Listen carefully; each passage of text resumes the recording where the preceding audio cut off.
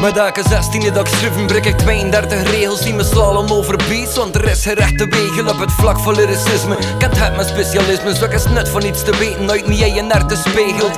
Ik schrijf een bar zodat mijn stilo smikt om pauze. Maar al zoveel sens dan mijn microklap van fraude. Ik ben bezig, ik geef je er iets om van te houden. Elke verse is een fragment van het diepste en het rooste dat ik je kan presenteren.